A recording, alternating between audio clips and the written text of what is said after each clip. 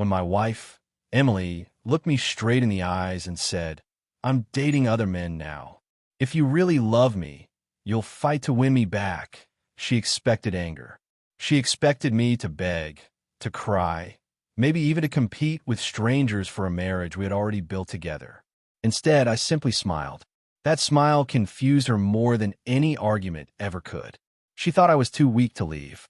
What she didn't realize was that I'd spent the previous 2 weeks quietly meeting with a lawyer, separating my finances legally, and preparing for a future without her. I wasn't planning revenge. I was planning peace.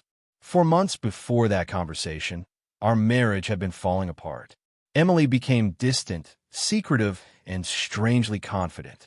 Her phone was always face down. Weekend plans suddenly appeared without explanation. Whenever I asked simple questions, she accused me of being insecure. Friends noticed the tension long before I admitted it to myself. I kept hoping it was stress from work or a passing phase. Instead, it became clear she wanted the excitement of being single while keeping the comfort and security of being married. She wanted both worlds. I finally realized I deserved better. The night she made her announcement, we were eating dinner in silence. Without hesitation, she placed her fork down and calmly explained that several men had been showing interest in her. She claimed she deserved the freedom to explore her options while I proved I was still worthy of being her husband. She even smiled as she said, "If you're the right man, you'll fight for me." Those words ended something inside me. Love isn't a competition. Marriage isn't a game show where one spouse auditions every week. I finished my meal without raising my voice. I stood up, thanked her for finally being honest, and went upstairs. She followed me, expecting an emotional breakdown. Instead, she watched me place a folder into my briefcase. She asked what it was. I answered, "Just paperwork." She laughed, convinced I was bluffing. In reality, the folder contained copies of financial records, legal notes, and documents my attorney had asked me to organize. Everything would happen fairly and legally. I simply wanted to be prepared. The next few days surprised Emily. I stopped arguing.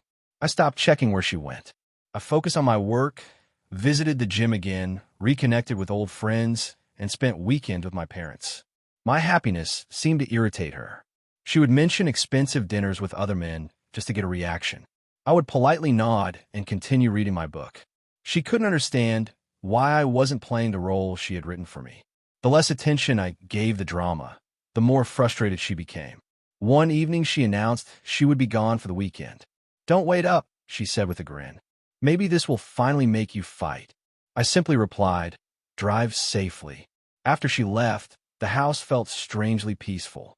I cooked my favorite meal, watched an old movie, and slept better than I had in months. For the first time in years, I realized my anxiety wasn't caused by being alone.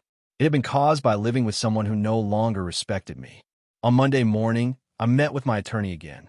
We reviewed every document carefully. We discussed property, shared accounts, and how to ensure everything would be divided according to the law. My goal wasn't to punish Emily. I wanted a clean, respectful ending. My attorney smiled and said something I never forgot. The strongest response to manipulation is clarity. I walked out of that office feeling lighter than I had in years. A week later, Emily returned home, expecting another emotional confrontation. Instead, I handed her an envelope. She opened it confidently, assuming it was another apology letter. Her smile disappeared when she realized it contained divorce papers. "You're serious?" she whispered. "I thought you'd keep fighting." I calmly answered. "You asked me to compete for someone who had already left the marriage. I chose to compete for my own peace instead." The confidence she had displayed for weeks vanished. Suddenly, she wanted to talk.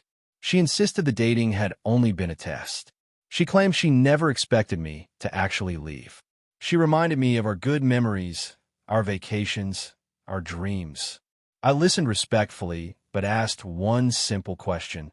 If I had said I wanted to date other women while you fought to keep me, would you have accepted that? She couldn't answer. The following months were difficult but freeing. We divided our assets through the legal process. Each of us moved into separate homes. Friends who had quietly watched our marriage struggle finally admitted they were relieved I had chosen self-respect over endless arguments. Therapy helped me understand something important. Healthy love never demands that one person constantly prove their worth while the other keeps raising the price. Nearly a year later, I ran into Emily at a grocery store. She looked surprised to see me smiling. We exchanged polite greetings. There was no anger left between us, just two people whose lives had gone in different directions. As we said goodbye, she quietly admitted, "I thought you'd always be there no matter what I did." I wished her well and walked away without looking back. Looking back now, I don't think the most important moment was when she told me she wanted to date other men. The most important moment was when I realized I didn't have to accept a relationship built on disrespect. Sometimes the strongest way to fight for love isn't by chasing someone who's walking away. Sometimes it's by choosing yourself, protecting your dignity, and leaving with your head held high. And that single decision changed the rest of my life.